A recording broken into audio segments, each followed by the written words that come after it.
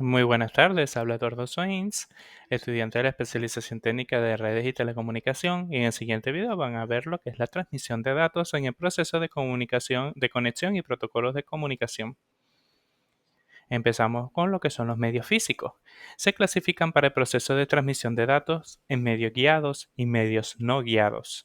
Por ejemplo, tenemos tres conexiones básicas, los cuales serían el par trenzado, la fibra y el inalámbrico. La representación de los bits o las señales depende del medio. Por ejemplo, tenemos para el par trenzado, que son pulsos eléctricos, para la fibra, que son pulsos de luz, y para la inalámbrica son señales de radio, como puede ser también el microondas. Tenemos lo que son la transmisión de datos, que una vez codificada la información en un formato que se pueda transmitir, el paso siguiente es el proceso de transmisión en sí mismo. Para esto necesitaremos, porque la señal estará codificada, necesitaremos un equipo, por lo que llamaremos interfaz, una conexión que enlazará dos equipos para efectuar esa comunicación. La característica de una interfaz incluye lo que son las especificaciones mecánicas, las especificaciones eléctricas y sus especificaciones funcionales. Además, no solo enlazarán dos equipos de un mismo fabricante, pueden ser de diferentes fabricantes, por eso es la importancia de que estas características sean similares entre los equipos y se pueda llegar a lo que es una norma. Por ejemplo, tenemos la transmisión síncrona. La transmisión síncrona tenemos una peculiaridad que esta transmisión se maneja de mi emisor al receptor siguiendo un mismo pulso de reloj. Tenemos lo que es el reloj conectado en el equipo emisor y el reloj conectado en el equipo receptor. Eso lo vamos a enlazar y los datos se van a empezar a enviar desde el emisor hasta el receptor, siguiendo estos pulsos de reloj. El emisor primero enviará un mensaje, o lo que será unos bits, para confirmar que el receptor está escuchando. El receptor enviará un ACK, que es un acknowledgement o una confirmación de que es así, y el emisor empezará a enviar los datos, esa serie de datos. El receptor, cuando ya los terminó de recibir, cuando hay ese bit de finalización, va a confirmar que recibió los datos y podrá procesarlos. Esta comunicación es síncrona porque se tiene la sincronización con el reloj. En cambio, la transmisión asíncrona, cada equipo va a tener su reloj, cada dispositivo. Por ejemplo, el emisor va a tener su reloj a una velocidad y el receptor va a tener su reloj a una velocidad. ¿Cómo podemos hacer que esta comunicación fluya? Porque antes de la comunicación nosotros vamos a configurar la velocidad en baudios del emisor y del receptor. Por ejemplo, la velocidad 9600. En ese caso, nosotros para el emisor y para el receptor tendríamos la misma velocidad y cada tantos segundos, especificado en esos 9600 baudios, se enviará una información. Enviaremos un bit de arranque, la información, el string de información y un bit de final. También se puede añadir un bit de control, que es para confirmar que los datos estén íntegros, o sea, que no hubo una falla en esos datos. Un ejemplo que podemos aplicar a esto en la vida, por ejemplo, un ejemplo con dos personas, sería que tendríamos a una persona, vamos a ponerle Matt, y la otra persona se llame María. Matt y María están frente a frente, sin embargo tienen un muro en el medio y necesitan enviarse unas cajas que tienen acá. Como no la pueden pasar por el muro, la van a lanzar por encima. La lanzarán de esta forma. En la transmisión síncrona, llevándolo a esa analogía, primero Matt le dirá a María, voy a enviarte una caja. Y María le va a decir, está bien, la puedo recibir. Y empezará a enviar una. María le confirma que lo recibió. Enviará otra. Y luego enviará otra. Así hasta que los paquetes se finalicen. O sea que ya no tenga más cajas que enviarle, que lanzarle a María. En ese caso, la transmisión síncrona tendrían esa función. En cambio, con la asíncrona, desde el principio, más le diría a María, cada 2 segundos yo te voy a enviar una caja, te la voy a lanzar. Cada 2 segundos, así para que esté atenta de recibirlo. Y María va a saber que cada 2 segundos va a recibir una caja del emisor. En este caso, al recibir la caja del emisor, cada 2 segundos se va a preparar para ser enviada. Y la va a enviar, y la va a enviar, y la va a enviar, así hasta que todas las cajas se hayan enviado. En este caso, ese sería el ejemplo para que pueda transmitirse la señal de forma síncrona, llevándola a esta analogía. Tenemos lo que es la comunicación en serie y la comunicación en paralelo. La comunicación en los medios informáticos se realiza de dos maneras. Tenemos la comunicación en serie, que los bits que componen un mensaje se transmiten uno detrás de otro por la misma línea. Tenemos el emisor y tenemos el receptor. Entonces, lo que es el emisor va a enviar los datos en la misma línea y va a seguirlos enviando uno por uno hasta que el receptor los reciba. Mientras que en la comunicación en paralelo todos los bits son transmitidos de forma simultánea, existiendo luego un tiempo antes de la transmisión del siguiente bloque.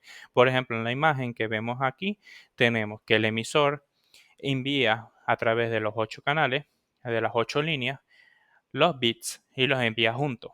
Este tiene el beneficio de que enviará a mayor rapidez la información porque va a enviar a 8 seguidos, mientras que en la comunicación en serie va a ser uno por uno. Sin embargo, el comunicación en paralelo tiene esa desventaja que aparte que es más costoso, se utiliza en cortas distancias, normalmente dentro de un mismo equipo. Tenemos los modos de transmisión.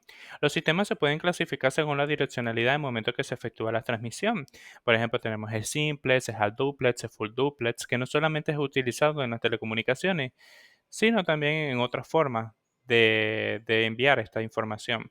Por ejemplo, en el simplex solo es posible transmitir un solo sentido. Sería desde el emisor hasta el receptor.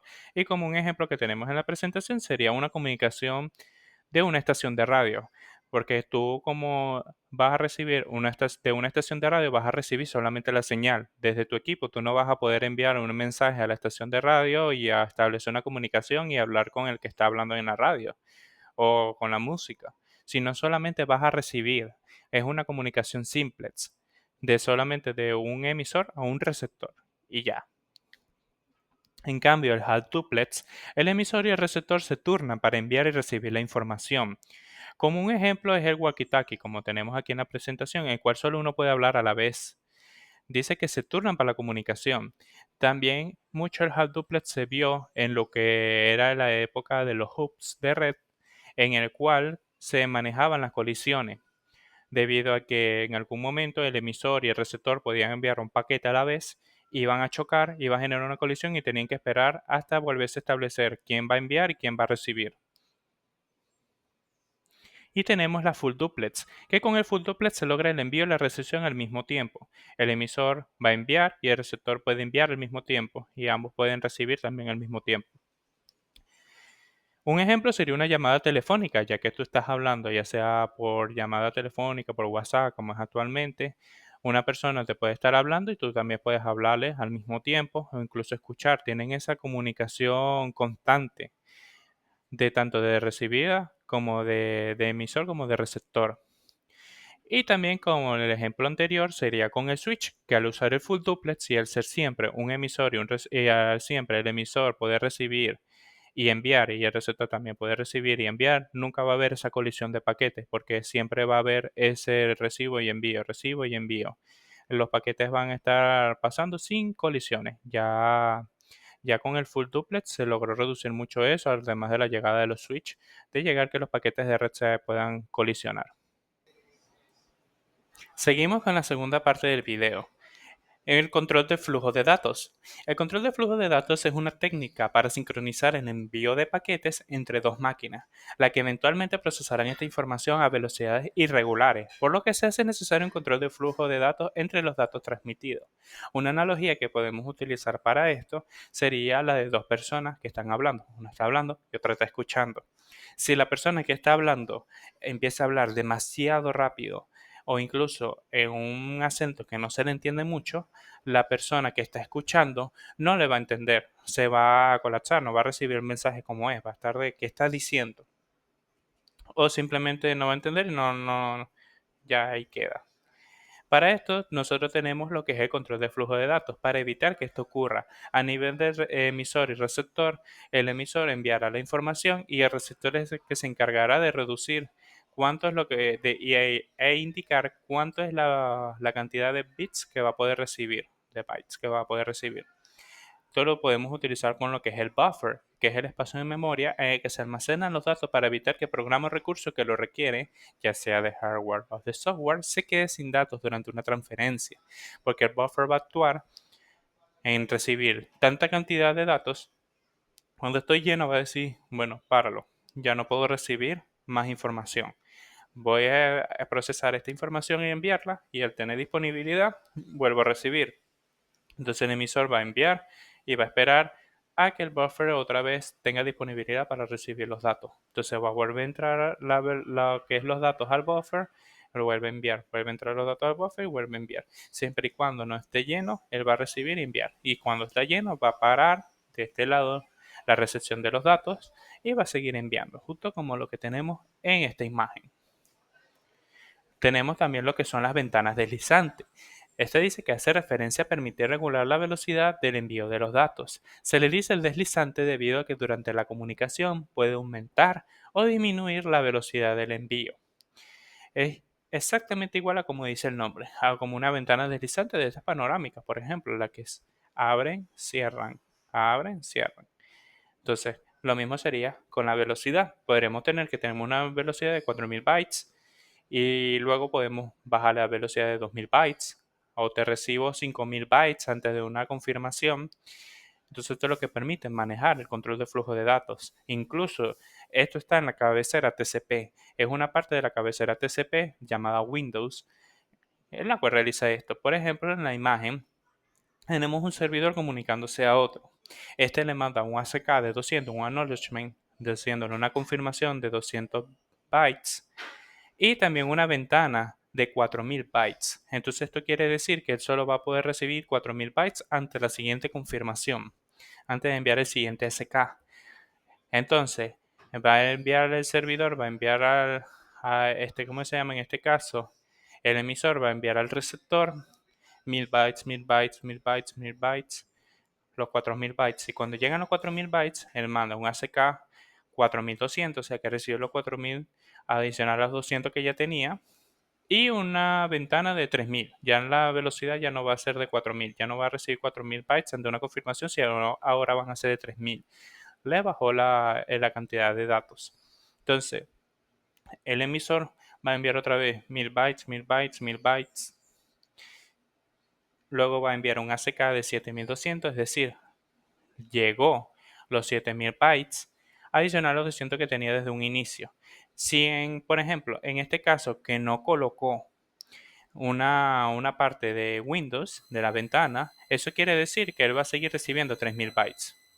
O sea, siempre, siempre, siempre se va a manejar en lo que es la TCP con las ventanas de deslizantes. Es una parte de su cabecera y sirve para exactamente esto. Adicional a que va a comprobar errores una vez que haya recibido la confirmación. Tenemos también lo que son el control de flujo por software. El control de flujo por software usa caracteres de datos para indicar qué flujo de datos debe iniciarse o detenerse. Los cables necesarios para la comunicación siguen siendo el TXD, el RXD y el GND, siendo TX de transmisión, el RX de recepción y el GND de ground, que quiere decir a tierra, ya que los caracteres de control se envían a través de los cables. En este caso se utiliza lo que es, podría decirse el X-on, el X-off, o por decir un bit de inicio y un bit de final, en el cual le indique, cuál es el inicio y cuál es el final de ese envío de datos. Esto sería por software, lo cual no es tan seguro porque sigue siendo un dato. El control de flujo por hardware se utiliza por lo que es el RTS y el CTS. Depende del módem para controlar el flujo de datos. Cuando el receptor está listo para recibir datos, este valor es leído por el que transmite en su CTS indicando que está libre para enviar. Tienen esa conexión en la cual uno sabe cuándo está listo para enviar y cuándo está listo para recibir. Adicional a la conexión TX-DX para recibirlo y transmitir los datos. Y el ground. También tenemos el handshaking, que es la técnica usada para que una comunicación se establezca de forma correcta, o lo que es lo mismo, para que los datos puedan ser transmitidos correctamente a ambos extremos de una comunicación. Un ejemplo de esto sería a nivel de TCP, sería el three-way handshake, que sería la técnica para establecer una comunicación por ejemplo, un servidor y un computador. Entonces, en ese caso, aplicamos el Three-Way Handshake, en el cual mandamos un bit de sincronización desde el computador al servidor. El servidor le responde que acepta esa comunicación, un ACK, un SYN ACK, y ese SYN ACK ya luego empieza la comunicación. Cuando se confirma la sincronización, empiezan a mandar los datos a través de un ACK, luego te manda un ACK. O sea, uno confirma que envió el dato y el otro confirma que recibió el dato. Uno confirma que envió el dato y otro confirma que recibió el dato. Así hasta el final de la comunicación, en el cual terminamos con lo que es el fin ACK y el fin, en cual uno manda la solicitud de finalización y luego el otro confirma la solicitud de finalización y termina. Por eso se le dice que es el Three-Way Handshake. Tenemos lo que es el inicio con la sincronización, el envío de datos con las confirmaciones y la finalización de la conversación con el bit de fin, que eso es un control bit o un bit de control. Continuaremos con el protocolo RS-232 y los módulos de comunicación UART-USART, los cuales son fundamentales en la comunicación serie de dispositivos electrónicos, como lo veremos a continuación. Tenemos, ¿qué es el RS-232? El RS-232 es un protocolo que especifica cómo se deben enviar los bits de información de manera secuencial, es decir, uno detrás de otro a través de un cable, lo cual veremos en la representación gráfica. ¿Cómo funciona? Para que RS-232 funcione correctamente, es importante que ambos equipos involucrados conozcan ciertos parámetros y características, como lo son el nivel de voltaje, la transmisión de datos, los conectores y cables y el control de flujo. La importancia histórica y actual. El RS-232 jugó un papel crucial durante décadas, pues permitió la conexión de computadoras, módems, impresoras y otros dispositivos antes de la llegada de interfaces más modernas, como son el USB o el Ethernet. Aunque hoy en día la tecnología de RS-232 puede parecer anticuada, su diseño sencillo y robusto lo siguen usando en aplicaciones industriales y entornos donde se necesitan conexiones simples y directas. ¿Cómo procederemos a ver en esta representación gráfica? Tenemos un emisor y tenemos un receptor. El emisor estará enviando los datos a través de su línea TX, la cual recordaremos que es de transmisión, mientras que el receptor recibirá los datos mediante la línea RX, que es de recepción. Estarán enviando los datos. Sin embargo, puede ocurrir el siguiente escenario, en el cual el emisor esté enviando datos a ningún lugar, porque realmente no haya algo que lo esté escuchando, no hay un receptor. Entonces, para eso utilizamos el DTR, la conexión DTR y DSR, en el cual ayuda a establecer esa comunicación, porque le indica al emisor que hay un receptor y que puede enviar los datos. Sin embargo, si el emisor empieza a enviar muy rápido los datos, puede ser que el receptor no lo pueda entender del todo, como lo vimos anteriormente en el control de flujo, y específicamente por eso se utiliza lo que es el RTS y el CTS, que al estar lleno el buffer para la recepción de los datos y luego cuando ya puede recibirlos nuevamente, los reanuda y los llega.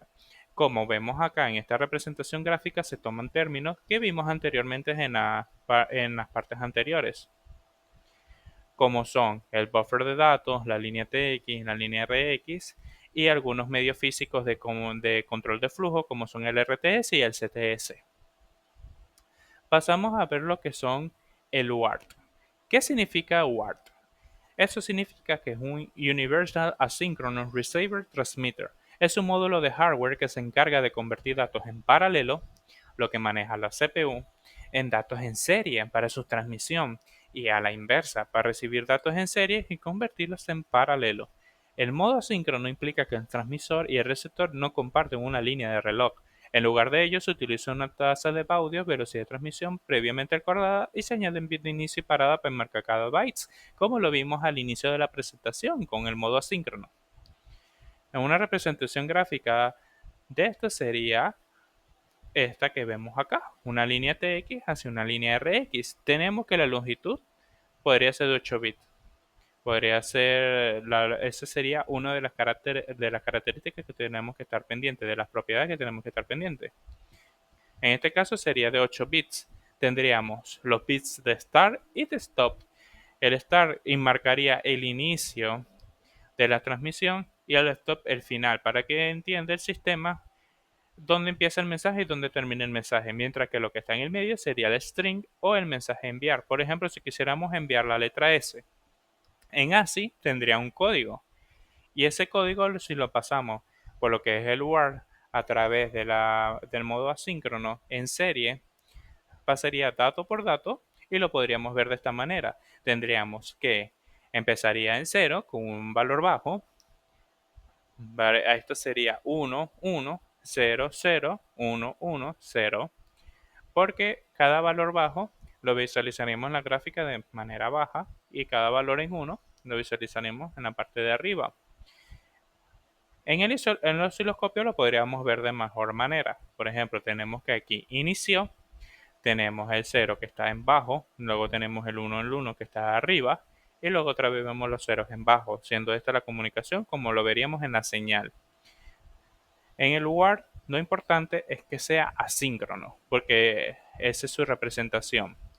Mientras que en el USART es diferente, es más versátil, porque también te acepta lo que es el síncrono y el asíncrono. Por eso mismo se llama Universal Synchronous Asynchronous Receiver Transmitter. Una representación gráfica de esto sería esta trama. En el modo síncrono vemos que se aplica lo que vimos al inicio de la presentación con el modo síncrono, en el cual tenemos que utilizar el envío de datos uno por uno y adicionalmente a eso el pulso de reloj. Aquí vemos como el RxD envía los datos, mientras que el TxD va enviando los pulsos de reloj para que esa transmisión se pueda sincronizar y sea enviada.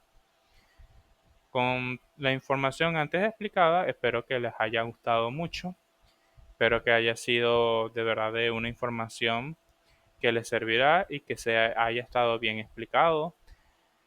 Esta fue la presentación sobre lo que son las transmisiones de datos en el proceso de conexión y protocolos de comunicación. Empezamos viendo desde el medio físico, vimos todo lo que es la control del flujo de datos y llegamos a los protocolos RS232 y a los módulos de comunicación WAR y USART.